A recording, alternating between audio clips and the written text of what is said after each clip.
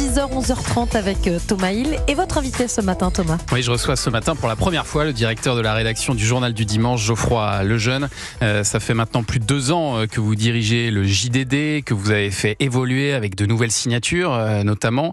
Une question que j'aime bien poser aux patrons de journaux qui viennent ici. Comment est-ce que vous pourriez définir aujourd'hui la ligne éditoriale de votre journal? C'est une bonne question. Déjà, je suis trop heureux d'être avec vous parce que je vous écoute quand même très souvent ça me dit quelque chose.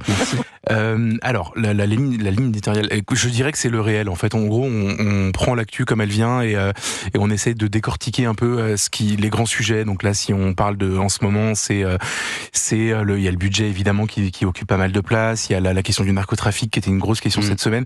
Et c'est un peu ça. On se laisse imposer l'actualité et comment on le fait. C'est une aventure rigolote le JDD parce qu'en fait, il a fallu entre guillemets l'inventer la ligne éditoriale parce qu'on partait quand même de pas grand chose. Il y avait très très peu de gens qui sont restés quand je suis arrivé. Mais il y avait une histoire. Alors il y a une histoire. Alors ça pour le coup, il y a quelque chose qui vous est imposé par le journal, quoi, son histoire, son ADN, etc. C'est que c'est le seul quotidien du dimanche c'est un quotidien mais qui sort une fois par semaine. Oui, c'est ça. Donc c'est un journal que vous lisez comme un quotidien le dimanche matin, un jour où il y a une actu qui est très particulière et ça conditionne tout en fait. C'est-à-dire qu'il y a plein de sujets dans la semaine, on se dit ça on pourra pas en parler parce que dimanche matin les gens comprendraient pas qu'on revienne dessus, ce sera trop loin, etc. Ça veut dire que là, vendredi matin, vous avez choisi déjà la une du JDD de dimanche ou pas encore? Non, souvent c'est pas le cas. En fait, on arrive à la choisir à l'avance quand on a un scoop, un entretien avec quelqu'un ou quelque chose qui est un peu prévu à l'avance. On sait qu'on va créer l'actualité. Quand on n'a pas ça, ce qui est le cas cette semaine par exemple, on doit créer notre actu, monter sur un sujet. Et là, pour le coup, on est vendredi, donc toute la journée, on va se poser la question. Et ce soir, j'espère, on va arrêter quelque chose. Et demain matin, après, on est sur des rails et on essaie de boucler le journal. Ouais. Voilà. Et alors, combien de personnes lisent le JDD chaque semaine? Alors là, vous n'allez pas me piéger parce que je suis venu avec mes chiffres. J'imagine. Et je vais vous donner le chiffre tout de suite, Thomas. Que ce soit en papier ou en numérique d'ailleurs, parce que maintenant il y a les deux. On a un chiffre global de la distribution de ce qu'on appelle la DFP, la diffusion France payée dans les journaux, c'est comme ça qu'on calcule. Et nous sommes lus par 111 787 000 personnes chaque semaine. Ce qui est bien pour la presse écrite. Ouais, franchement, c'est vraiment des chiffres. C'est en augmentation de 10% dans l'année, ouais. D'accord. Donc non, c'est franchement, on est content, on est suivi, on a un public fidèle et c'est génial. Et ça vous place comment par rapport à la concurrence? Parce qu'elle s'est renforcée la concurrence ces dernières années avec l'arrivée du Parisien dimanche, avec l'arrivée de la Tribune dimanche aussi. Alors vous êtes devant? Non, si vous cumulez le Parisien et Aujourd'hui en France, on est un peu derrière. Par contre, on est devant la Tribune assez largement. Ouais. C'est vrai que nous, en arrivant il y a 2 ans, on a dû relancer un journal et en même temps subir l'arrivée d'un concurrent immédiatement. Mais finalement, ça n'a pas eu beaucoup de conséquences. Et puis c'est pas les mêmes journaux, c'est vraiment pas la même chose. Et alors l'an dernier, vous avez lancé votre hebdo aussi, le JD News, et le 2 mars dernier, vous avez lancé le magazine féminin JD Mag. Quel est votre bilan là après 1 an de diffusion? J'ai mes chiffres, Thomas. Donc le JD News, c'est incroyable parce que c'est un pari en fait. C'est un produit qui n'existe pas vraiment. Il y a des hebdos, il y en a même beaucoup en France, mais nous, on a fait le pari d'avoir un hebdo populaire, accessible, qui est beaucoup moins cher que les autres. Il sort le mercredi et il est couplé à la distribution du JDD le dimanche. Donc en fait, vous l'avez quand vous achetez le JDD.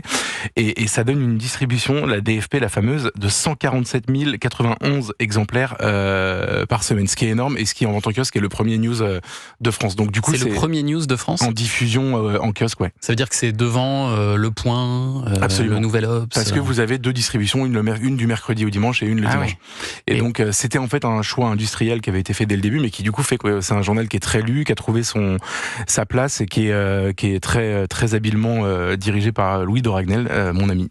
Et alors j'imagine en partie ces bons chiffres qui vous ont donné envie d'organiser un grand événement au Dôme de Paris mardi prochain, 25 novembre. Ça s'appelle Face à vous. C'est une soirée d'échange sur de grandes questions d'actualité, on peut dire ça? On peut dire ça. En fait, à l'origine, le point de départ, c'est on est dans vous l'avez souligné tout à l'heure, on est dans un immeuble avec des rédactions, une rédaction de radio, de télévision, nous en presse écrite, et on est souvent dans des studios, etc. Et en fait, il y a quelque chose qu'on n'a pas ou qu'on a peu, c'est le contact avec le public. Et en fait, rien ne remplacera jamais, je pense, en tout cas moi c'est ma conception, de parler avec les gens qui sont le public d'Europe 1, de CNews, du JDD, qui ont plein de choses à dire et qui ont une vraie passion pour l'actualité. Et puis c'est grâce à eux qu'on existe en réalité, parce que s'ils n'étaient pas là, on parlerait dans le vide. Et donc moi je suis hyper heureux qu'on puisse organiser la rencontre de ces gens, ou en tout cas d'une partie de ces gens, d'une partie de ce public, avec les gens qui ont l'habitude d'écouter, de lire, de regarder. Et donc on a eu l'idée l'idée de cette soirée. Donc le Palais des Sports, c'est le Dôme de Paris, c'est une très grande salle. Il y a un peu plus de 4000 personnes. Ouais. C'est énorme. C'est énorme. Il y a déjà un média qui a organisé ça.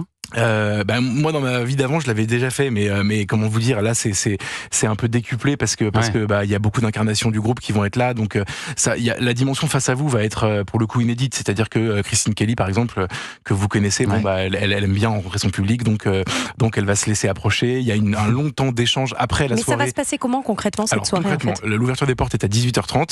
De 18h30 à 20h, je vais vous balancer un scoop. La soirée commence à 20h, mais entre 18h30 et 20h, moi je vais me balader avec un micro, une caméra, et je vais parler avec les gens. Je vais leur demander pourquoi ils sont là, pourquoi ils sont venus. Il y a des gens qui viennent de province, etc. C'est très touchant.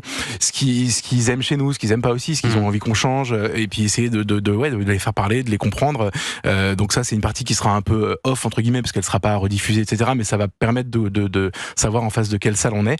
Et après, de 20h à 22h30, on a des plateaux, comme on peut dire, thématiques. Donc on a des partenaires qui nous ont aidés à monter des tables rondes sur des sujets qui sont l'éducation, donc l'éducation par exemple, on va mettre autour de la table des gens qui sont pour l'école libre et des gens qui sont l'ex-coprésidente de la commission sur justement l'école, Violette Spielboug, qui est une députée Renaissance, et puis ils vont échanger. Donc c'est des intellectuels, des politiques, des journalistes. Un mélange de tout ça, animé par nous, les équipes d'ici. Donc je vous ai dit Christine Kelly, il y aura aussi Eliott Deval, Jules Torres, Charlotte Dornelas, Thomas Bonnet, moi-même, et Louis Dragnel, et on va en gros faire vivre ces tables rondes. Je vous ai parlé d'éducation, mais il y aura aussi la justice. On aura vous savez, la veuve de Éric Comines, qui était le gendarme qui avait été assassiné, qui avait été tué pendant un contrôle, qui viendra parler justement de la question de la justice, des avocats. Enfin, en fait, un peu tous les profils. Et moi, je sens chez les gens qui nous lisent, qui nous écoutent, qui nous regardent, une appétence énorme pour le débat justement. Donc, l'idée, c'est de mettre des gens pas d'accord sur la scène et d'essayer de faire avancer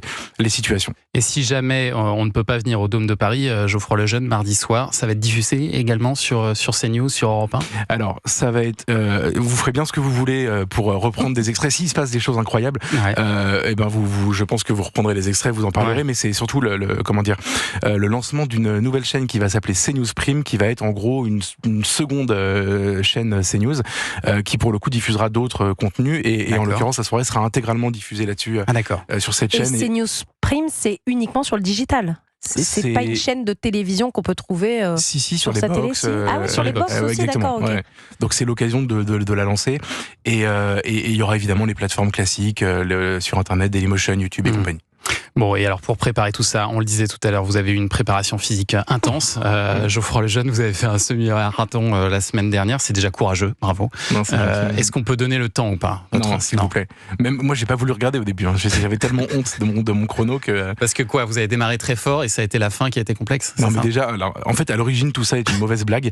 On a un collègue au JDD qui court en 1h33, ce qui est très peu. Ah oui. Voilà. Et qui a un peu plus de 40 ans et qui s'entraîne 4 fois par semaine. Qui fait attention à tout ça et qui nous dit au mois de juillet dernier, je vais faire le semi-marathon de Boulogne, est-ce que ça vous amuse? Et là il y a une tête brûlée qui dit moi j'y vais, alors que le gars courait pas du tout, etc. Et moi j'entends ça et je me dis je peux pas ne pas y aller, donc on finit par être nombreux. Les mauvaises soirées. Et en fait quand vous vous dites je m'inscris, après il faut s'entraîner, etc. Et moi j'ai eu un problème, alors j'ai eu un problème de genou pendant ma préparation, j'avais mal récupéré d'un truc qui m'était arrivé il y a quelques années, donc j'ai fait une préparation catastrophique et je suis arrivé un peu à blanc le jour J, donc c'était un long chemin de croix. Écoutez, vous l'avez fini. Oui. Et vous l'avez fait. Bravo. Ce qui n'est pas notre cas. Bravo. Même si c'est en marchant, vous l'avez terminé. Ça, c'est fort. Merci, Geoffroy Lejeune, d'être venu ce matin face à vous. C'est donc ce mardi 25 novembre au Dôme de Paris. Et on vous lit dimanche dans le JDD. Merci, Geoffroy. Merci et à vous. Culture Média.